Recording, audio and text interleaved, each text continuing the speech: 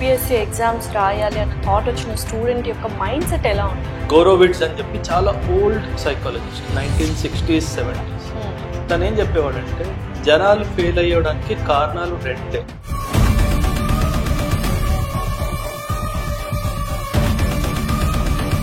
First time attempt ఇచ్చేవాళ్ళు happy, okay వస్తుంది రాదు రావాలి ఈ ఇంటెన్షన్స్తో ఉంటారు. కానీ ఒక్కసారి ఫెయిల్ అయిన తర్వాత వాళ్ళు చాలా డిప్రెసివ్ స్టేట్లోకి వెళ్ళిపోతారు. వాళ్ళు ఎలా బౌన్స్ బ్యాక్ అవ్వాలి? చెప్తే నమ్మరు. లాస్ట్ టైం ఇంటర్వ్యూ దాకా వెళ్ళాడు, నెక్స్ట్ అటెంప్ట్ ప్రిలిమ్స్ లో ఫెయిల్ అయ్యాడు.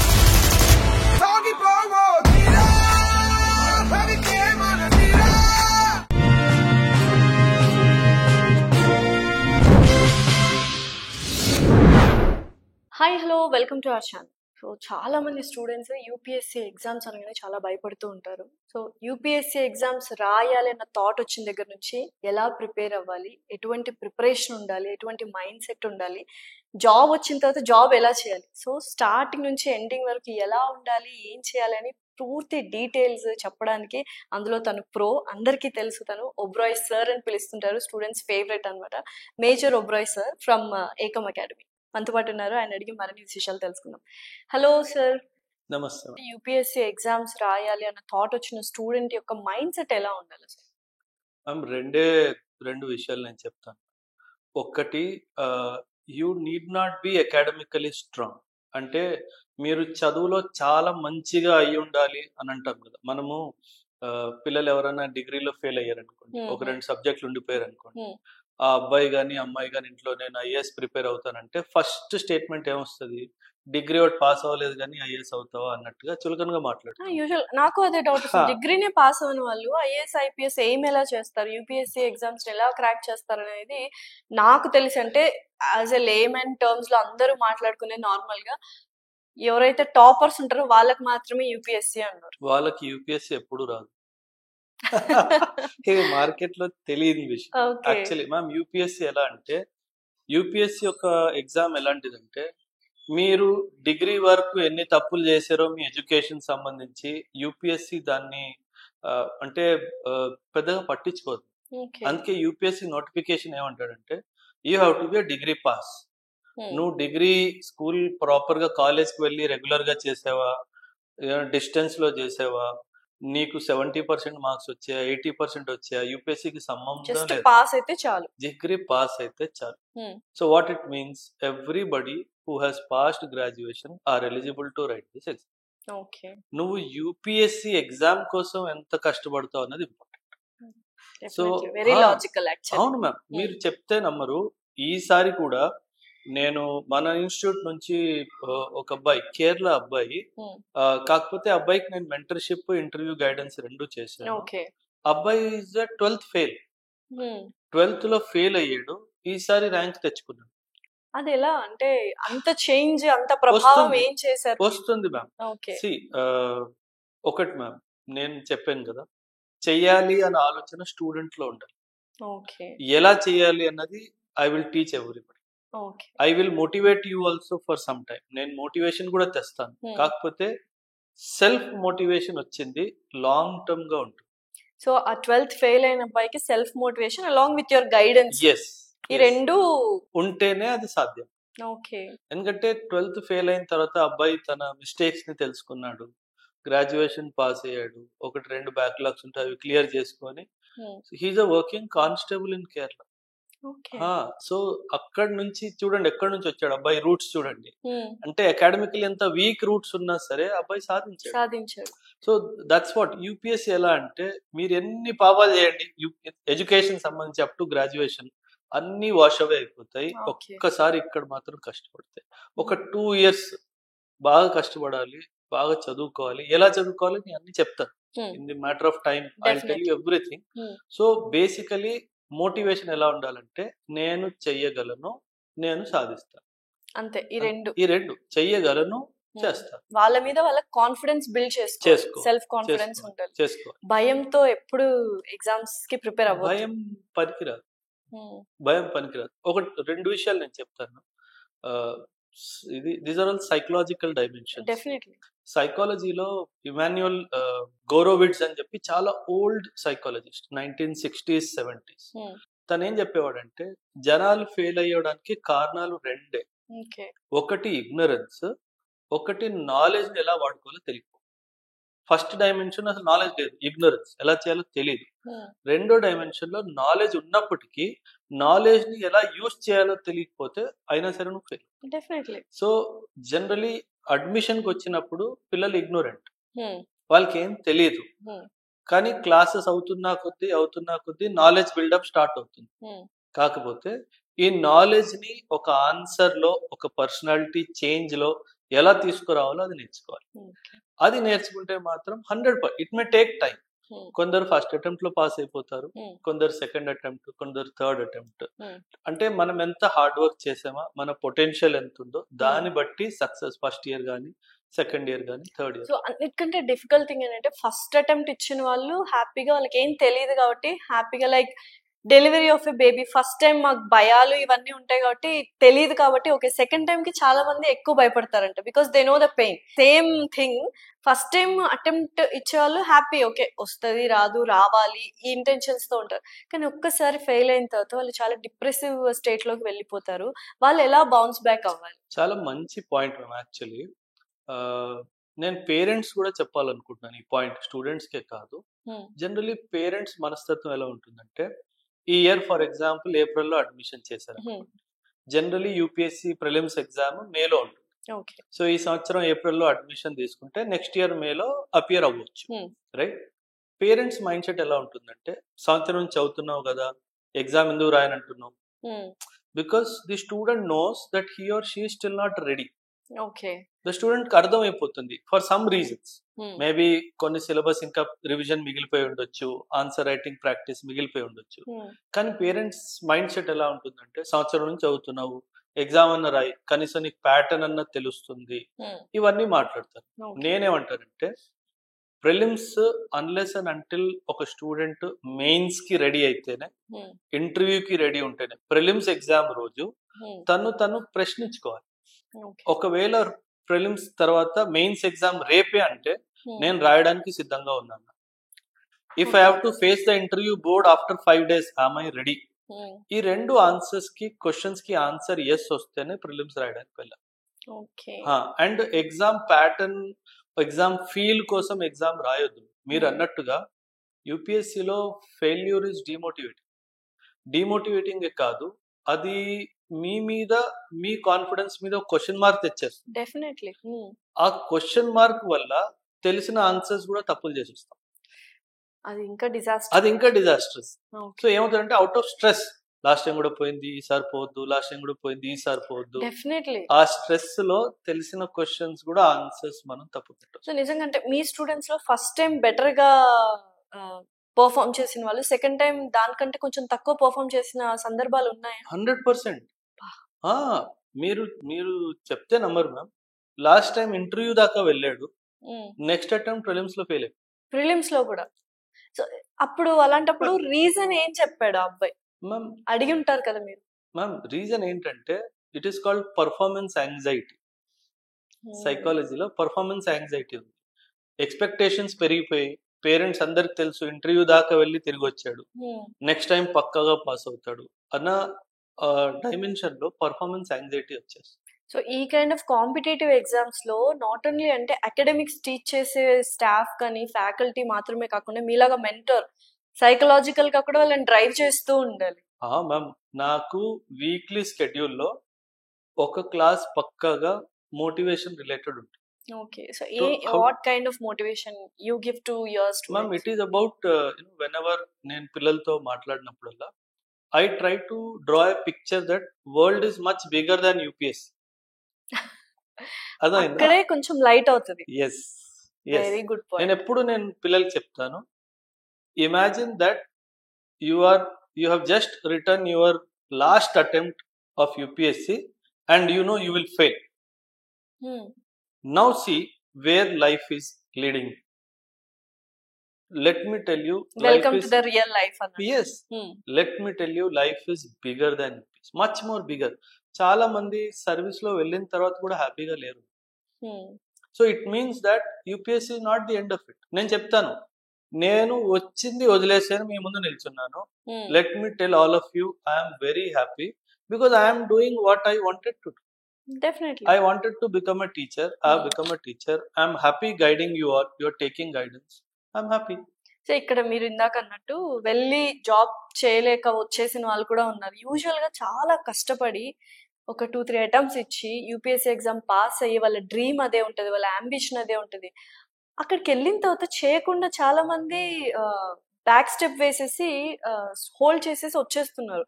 రీజన్స్ ఏంటి అసలు? Ma'am, if you ask me personally, UPSC as an institution, bureaucracy as a pillar of bureaucracy ni Sardar Patel garu steel frame of India అని చెప్పారు. Steel frame of India అంటే ఏది కదిలిపోయినా వీళ్ళు కదలకుండా దేశాన్ని కాపాడడానికి ఎప్పటిగా మనుషులు అంటారు, iron man. Iron man. See an iron man telling that you are the steel frame. అర్థమవుతుందా? ఐరన్ కి రస్ట్ వస్తుంది, స్టీల్ కి రస్ట్ రాదు. So an iron man making a statement that you are the steel frame. In fact Atal Bihari Vajpayee garu కూడా bureaucrats ని చాలా పై ఇదిలో చూసారు. అంటే you are the people who bring the real change in the life of a common man. రెండు విషయాలు ఏంటి మ్యామ్, పిల్లలు what UPSC is expecting from them. రేపు సర్వీస్ లోకి వెళ్ళిన తర్వాత గవర్నమెంట్ ఎక్స్పెక్టేషన్స్ ఉంటాయి. గవర్నమెంట్ కి బ్యూరోక్రసీ నుంచి ఏం కావాలి? ఈ ప్రశ్నకి రెండే ఆన్సర్లు. ఒకటి, they want problem solvers. They lot of problems, solution ఇచ్చే మనిషికి ఒక సొల్యూషన్ ఇచ్చే లీడర్ కావాలి. One is problem solver, second is opportunity seeker. అవకాశం వస్తే యాక్ట్ చేయాలి, ప్రాబ్లం వస్తే సాల్వ్ చేయాలి. ఈ రెండే కావాలి. సో ఒక స్టూడెంట్ ఎగ్జామ్ కి ప్రిపేర్ అవుతున్న లైఫ్ సైకిల్లోనే ఈ క్వాలిటీస్ తన పర్సనాలిటీలో తెచ్చుకోవాలి. వస్తాయంటారా ప్రిపరేషన్ టైంలో? కరెక్ట్ గా గైడ్ చేస్తే ప్రాపర్ ప్రిపరేషన్. లేదంటే మ్యామ్ యూపీఎస్సీ పుస్తకం చదివి పాస్ అయిపోవడం అనుకోవడం మూర్ఖత్వం. పుస్తకం చదివి ఎవడు పాస్ అవ్వడు. పుస్తకం చదివి మేబీ ప్రిలిమ్స్ పాస్ అవ్వచ్చు, మెయిన్స్ పాస్ అవ్వడు, ఇంటర్వ్యూ పాస్ అవ్వడు, రెండు పాస్ అవ్వడు. ఎందుకంటే it is a test of personality. Mains మనం ఏమనుకుంటాము, రిటర్న్ టెస్ట్ కదా, టెస్ట్ ఆఫ్ పర్సనాలిటీ ఎలా అని మీరు అడగొచ్చు. Basically, mains of UPSC is designed in a way, it is an interview in writing. Question frame కూడా ఎలా ఉంటుందంటే, ఈ సొసైటీలో ఈ ప్రాబ్లం ఉంది, దీని మీద నీ అభిప్రాయం ఏంటి? ఇన్ రైటింగ్ కావాలి వాళ్ళకి. So they are taking their opinion in writing, their mindset that's in writing. అంతే. మీరు ఆ బుక్ నమ్మేస్తే బుక్ లో ఉన్నది ఉన్నట్టు రాసేసిన మార్కులు రావు. మీరేమనుకుంటున్నారు దాని మీద, అది మీరు రాస్తేనే మార్కులు వస్తాయి. మీ సొంత ఒపీనియన్ అనేది very matters. Very much ma'am, very much. That's what prelims pass అయిపోయిన తర్వాత UPSC is a cake walk. Trust me, నేను చదువుకున్నప్పుడు మెయిన్స్ కి అయితే మెయిన్స్ ముందుకెళ్ళి సినిమాలు చూసేవాడిని, ఇవన్నీ చేసేవాడిని. అమ్మ అనేది ఎగ్జామ్ ఉందంటున్నావు, నువ్వు సినిమాలకి వెళ్తున్నా అంటే నాకు వచ్చాము. సో ఇప్పుడు ఇందులో 3 కేటగిరీస్ ఉన్నాయి, ప్రిలిమ్స్, మెయిన్స్, ఇంటర్వ్యూ. సో ఒక్కొక్క దాని గురించి మనం మాట్లాడుకున్నట్లయితే, ప్రిలిమ్స్ కి ఎలా ప్రిపేర్ అవ్వాలి, అకాడమికల్ గా అండ్ మెంటలీ ఎలా ప్రిపేర్ అవ్వాలి అనేది మాట్లాడుకుందాం. Ma'am, prelims in the existing structure of UPSC exam, prelims బాగా ట్రిక్కీ అయిపోయింది, టఫ్ అన్న ట్రిక్కీ అయిపోయింది. ఇప్పుడు మీకు ఒక ఎగ్జాంపుల్ ఇవ్వాలంటే, 2016 లో prelims cut off 116. 200కి 116 was the cutoff.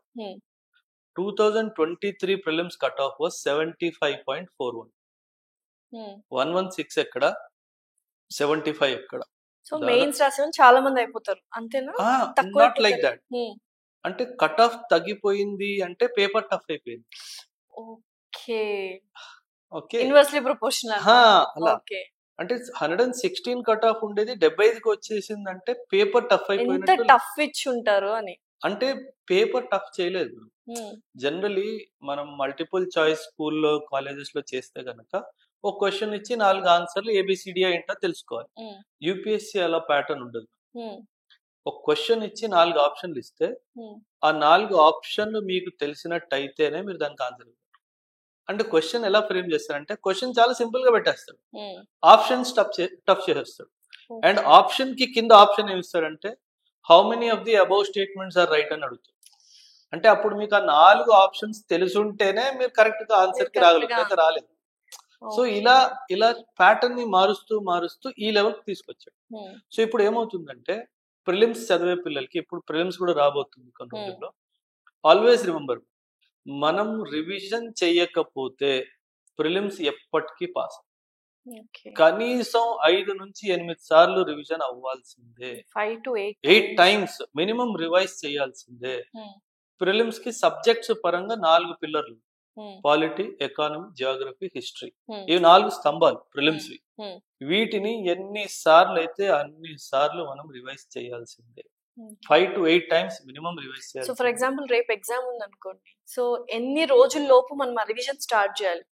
Minimum నా అభిప్రాయం పరంగా అయితే ma'am 90 days before revision should start. అంటే వాళ్ళు ఎప్పటి నుంచి యాక్చువల్ ప్రిపరేషన్ స్టార్ట్ చేయాలి?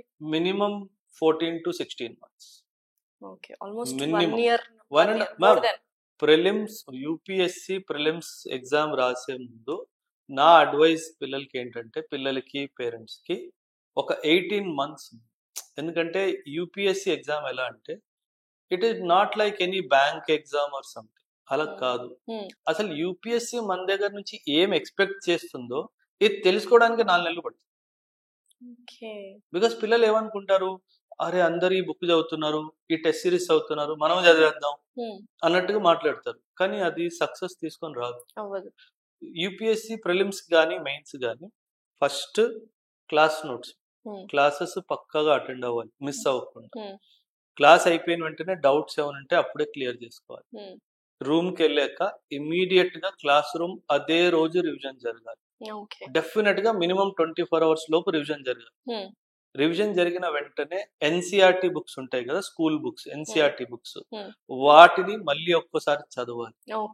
సో ఈ సీక్వెన్స్ ఫాలో అవుతే over a period of time మీకు సబ్జెక్ట్ మీద కాన్ఫిడెన్స్ వస్తుంది, లేదంటే రాదు. మెయిన్స్ కి ఎలా అంటే మ్యామ్, ప్రిలిమ్స్ అయిపోయిన తర్వాత mains is a complete different game. Prelims is all about facts, information, correctness, right? Mains is all about opinion. నీ అభిప్రాయం ఏంటి? అది పాలిటీ సబ్జెక్ట్ అవ్వచ్చు, హిస్టరీ, టెక్నికల్ సబ్జెక్ట్స్ కొన్ని ఉన్నాయి, like science and technology, it's a technical subject. Geography is a technical subject. అక్కడ మన opinion పనికిరాదు. It doesn't matter.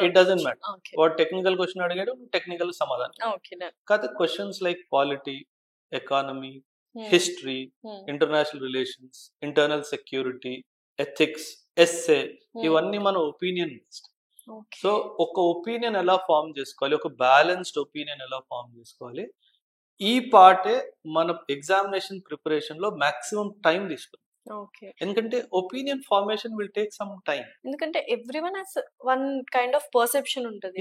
అది కరెక్ట్ ఒపీనియన్ అనేది మెయిన్స్ వాళ్ళకి తెలియాలంటే ఆ ఒపీనియన్ ఎలా ఉండాలి అనేది క్వశ్చన్ మార్క్. అదే మ్యామ్, సే ఫర్ ఎగ్జాంపుల్ ఇప్పుడు సతీ ప్రథ మనకి హిస్టారికల్ గా ఉండేది, ప్రాక్టీస్, సోషల్ ప్రాక్టీస్ ఉండేది. దాన్ని ఇనిషియల్లీ మనం సోషల్ ప్రాక్టీస్ లాగా యాక్సెప్ట్ చేసాము, తర్వాత లేదు ఇది తప్పు, it is a social evil అని భావించి దాని అగేన్స్ట్ గా మనం చేసాం. సో అదే విధంగా ఇప్పుడు సొసైటీలో చాలా ఇష్యూస్ అయి ఉండొచ్చు. Say for example there was a question last year mains లో ఉంది, 2023 మెయిన్స్ లో క్వశ్చన్ ఉంది, marriage as an institution is losing it's relevance. Marriage as an institution is losing its relevance in the contemporary times. So question లోనే marriage గురించి positive ఉంది, negative ఉంది. Yes. As an institution is facing societal stress.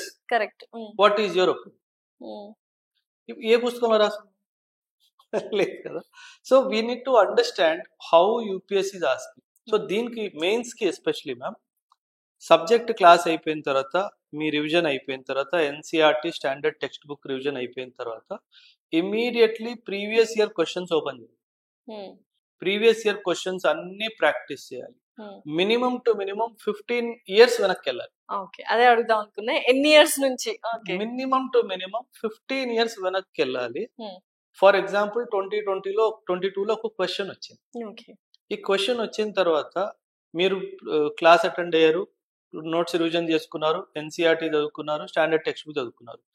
ఇవన్నీ చేసిన తర్వాత కూడా ఆ question మీరు ఆన్సర్ ఇవ్వలేకపోతున్నారు అంటే ఎక్కడో తప్పు జరిగింది. You have to identify where you slip this topic. Okay. UPSC ఏం చేస్తుంది మ్యామ్, మెయిన్స్ కి మొత్తం సిలబస్ ఇచ్చేస్తుంది, పాయింట్ వైజ్ సిలబస్ ఇస్తుంది. ఓకే. సో మెయిన్స్ ప్రిపరేషన్ అప్పుడు సిలబస్ అంతా ప్రింట్అవుట్ తీసుకోవాలి, దానికి సంబంధించి ప్రతి టాపిక్ కి సబ్ టాపిక్ కి మన దగ్గర నోట్స్ ఉండాలి, దాన్ని రివైజ్ చేసి. సిలబస్ దాటి వెళ్ళరు మెయిన్స్ లో? లేదు లేదు, అదే సిలబస్. చాలా ఉన్నాయి అడగడానికి, వాడికి వెళ్ళాల్సిన అవసరం కూడా లేదు. Okay ma'am UPSC can prove anything with in the syllabus. భూమి పైన భూమి లోపల వాడు ఏదైనా అడుగుతాడు అంతే, because everything is part of the syllabus. So తిప్పేసి అడుగుతాడు. సో మనం ఒక పాయింట్, ఫర్ ఎగ్జాంపుల్ మనం పాలిటీ అనుకుంటున్నాం, ఇప్పుడు వైస్ ప్రెసిడెంట్ అని ఒక పోస్ట్ ఉంది, ప్రెసిడెంట్ అని ఒక పోస్ట్ ఉంది. ప్రెసిడెంట్ అనే టాపిక్ మీద గత 15 సంవత్సరాల నుంచి ఎన్ని క్వశ్చన్లు వచ్చాయి, వాడు అడిగే విధానం ఏంటి, అడిగే తీరేంటి, పర్పస్ ఏంటి, అవి మనం అనలైజ్ చేస్తే గనక నెక్స్ట్ ఇయర్ ఏ టాపిక్ నుంచి రావచ్చో మనం గెస్ చేయొచ్చు. ఓకే. అండ్ వాడు ఎలా అడగొచ్చో కూడా గెస్ చేయొచ్చు. Okay. Prelims also, mains also. Ma'am minimum to minimum prelims లో 25 to 30% పేపర్ గెస్ చేయొచ్చు, మెయిన్స్ లో 60 to 65% పేపర్ గెస్ చేయొచ్చు. Only the thing is analyse చేయాలి. ఫర్ ఎగ్జాంపుల్ మ్యామ్ నేను ప్రెసిడెంట్ అనే టాపిక్ రాశాను, గత 5 సంవత్సరాల నుంచి ఏం క్వశ్చన్ రాలేదు, దానికంటే ముందు 2-3 years గ్యాప్ లో ఏదో క్వశ్చన్ అడుగుతూనే వచ్చాడు. There is a high probability this time it will come. So ఇక్కడ ఇంకొక డౌట్ ఏంటంటే, సారీ టు ఇంటరప్ట్ యూ, చూసే ఆడియన్స్ కావచ్చు, students apart from UPSC students, aspiring parents కావచ్చు, ఇప్పుడు మీరు అన్నారు కదా 60 to 70% అనలైజ్ చేసేయచ్చు మనం అని. సో యాజ్ ఏ మెంటర్ గా, యాజ్ ఏ అకాడమిక్ ఫ్యాకల్టీగా మీరు అనలైజ్ చేసేస్తే వాళ్ళకి ఈజీ అయిపోతుంది కదా స్టూడెంట్స్ కి అని అనుకుంటారు. లేదు మ్యామ్, ఇక్కడ స్పూన్ ఫీడింగ్ పనిచేయి. ఎందుకంటే there is a probability that a question may come out of analysis also. If a student has not done the analysis himself, తనే అనాలిసిస్ చేయలేదు అంటే బయట నుంచి ఏది వచ్చినా సరే కన్ఫ్యూజ్ అయిపోతుంది. Okay. So a student should learn the analysis trick. అది నేను నేర్పిస్తాను. I will teach ఎలా అనలైజ్ చేయాలని నేర్పిస్తాను. 100%. మ్యామ్ నేను చాలా ఇంటర్వ్యూస్ లో ఇంతకు ముందు కూడా చెప్పాను, I am a soldier, I will create a soldier who can fight his battle all alone. అభిమన్యుడు లాగా వెళ్ళి కొట్టు. సో ఈ ప్రిలిమ్స్ మెయిన్స్ స్టడీ థింగ్ కాబట్టి, బుక్స్ చూసి చదవడం కాబట్టి చాలా మంది ఇన్ని అవర్స్ చదువుకోవాలి ఖచ్చితంగా, 24 hours లో ఎన్ని అవర్స్ చదువుకోవాలి, ఇది అందరూ అడిగే క్వశ్చన్. బికాస్ వాళ్ళ అయాషీలు ఇన్ ద సెన్స్ సినిమా చూడటము, ఎంజాయ్మెంట్, పార్టీస్ ఇవన్నీ మానేసి దాని మీదే కూర్చోవాలి. 24 hours లో నువ్వు మినిమం ఒక 16 to 18 hours చదివితేనే you will crack the exam అంటారు. అది ఎంతవరకు కరెక్ట్, అది ఎలా చేయాలి? 16 to 18 hours అనేది ఎగ్జాజరేషన్, అవసరం లేదు మ్యామ్. సింపుల్, ఇప్పుడు మీ ఫౌండేషన్ క్లాసెస్ నడుస్తున్నాయి అంటే generally 4 to 6 hours me classes ఉంటాయి. డెఫినెట్లీ ఈ 4 to 6 hours మీ క్లాసెస్ ఉన్నాయి అంటే క్లాస్ అయిపోయిన తర్వాత రివిజన్ కి ఒక 2 hours, NCERT standard text book కి 1 to 1.5 hour, ఆ రోజు కరెంట్ అఫైర్స్ ఒక 2 hours, ఇలా చేసుకుంటే 5 to 5.5 hours టైం షెడ్యూల్ వస్తుంది. ఇవి చేసుకున్నా perfectly all 5 to 6 hours when your foundation classes are going. Foundation అయిపోయింది, ఆప్షనల్ కూడా అయిపోయింది, జిఎస్ కూడా అయిపోయింది అనుకుంటే ఆ తర్వాత ఏ క్లాసెస్ వెళ్ళాల్సిన అవసరం లేదు కాబట్టి ఇక్కడ the real battle begins. So ఇక్కడ మనము 8 to 12 hours ప్లాన్ చేసుకోవాలి. 8 to 12 hours this should be the average time that we should give. ఈ 8 to 12 hours లో ప్రిలిమ్స్, మెయిన్స్ ఇవన్నీ మైండ్ లో పెట్టుకొని టైం స్లాట్ డివిజన్ చేయాలి. ప్రిలిమ్స్ కి, మెయిన్స్ కి అప్రోచే కంప్లీట్లీ డిఫరెంట్. సో మనము ఫర్ ఎగ్జాంపుల్ నెక్స్ట్ ఇయర్ మేలో మీరు ప్రిపేర్ అవుతున్నారు, మీ ఫౌండేషన్ అయిపోయింది, ఇది జూన్ నడుస్తుంది అంటే 11 నెలలు టైం ఉంది. ఈ 11 నెలలు మీరు ఎలా టైం డివైడ్ చేయాలంటే, ఓకే ప్రిలిమ్స్ కి ఇన్ ఎ డే నేను 3 hours ఇస్తాను, మెయిన్స్ కి ఇన్ ఎ డే నేను 2 hours ఇస్తాను, ఆన్సర్ రైటింగ్ ప్రాక్టీస్ కి ఇన్ ఎ డే నేను ఇంత టైం ఇస్తాను. ఇదంతా టైం స్కెడ్యూల్ చేసుకుంటే ఆబ్వియస్లీ బై అక్టోబర్ వరకు మెయిన్స్ మీద కాన్సన్ట్రేషన్ చేస్తూ, ప్రిలిమ్స్ టచ్ చేస్తూ, కరెంట్ అఫైర్స్ టచ్ చేస్తూ వెళ్ళాలి ప్యారలల్ గా. అక్టోబర్, నవంబర్ రాగానే ఇంకా మెయిన్ సబ్జెక్ట్ ని నెమ్మదిగా వెనక్కి నెట్టేస్తూ ప్రిలిమ్స్ సబ్జెక్ట్స్ ని ముందు తీసుకొని రావాలి. సో అది చాలా ఇంపార్టెంట్. మళ్ళీ ఇంకొకసారి ఫిబ్రవరి వచ్చేసరికి ఒక్క 15 days ఓన్లీ మెయిన్స్ కి కాన్సన్ట్రేట్ చేస్తూ మొత్తం రివైజ్ చేసుకొని మెయిన్స్ ఫర్ ఆల్ ఫిబ్రవరి ఎండ్లో క్లోజ్ చేయాలి. ఓకే. తర్వాత మార్చ్, ఏప్రిల్, మే ఈ 3 నెలలు పక్కాగా ప్రిలిమ్స్ పట్టుకొని కూర్చోండి. ది ఐడియా ఇస్ ప్రిలిమ్స్ అయిపోయిన వెంటనే 2 to 3 times మీ మెయిన్ రివిజన్ ఆల్రెడీ అయిపోయింటది. Yeah. So that's how you have to plan. కాకపోతే Okay. పిల్లలు ఎలా అంటే మైండ్ సెట్ మ్యామ్ పూర్తిగా ప్రిలిమ్స్ పడిపోతారు. అది ఆబ్వియస్లీ ఇప్పుడు అదే చెప్తారు అనుకునేది, ఎందుకంటే ప్రిలిమ్స్ ఫస్ట్ ఉంది కాబట్టి దాని మీదకి వెళ్ళిపోతుంటారు. నో అండ్ ఇబ్బంది ఏంటంటే మ్యామ్ 1 year ఉంది ప్రిలిమ్స్ ముందు టైం, కానీ ప్రిలిమ్స్ కి మెయిన్స్ కి 2.5-3 నెలల టైం ఉంటుంది. 2.5 months లో అన్ని ఎలా కవర్ చేస్తాము? Very tough. సో ఇదంతా ఒక స్ట్రాటజీతో తీసుకెళ్తేనే బాగుంటుంది. ఇక్కడ మెంటర్ రోల్ చాలా ఇంపార్టెంట్. ఒక మెంటర్ నా mentorship program is very famous. Almost Delhi నుంచి, బెంగళూరు, చెన్నై నుంచి షిఫ్ట్ అయ్యి నా దగ్గరకు వస్తారు మెంటర్షిప్.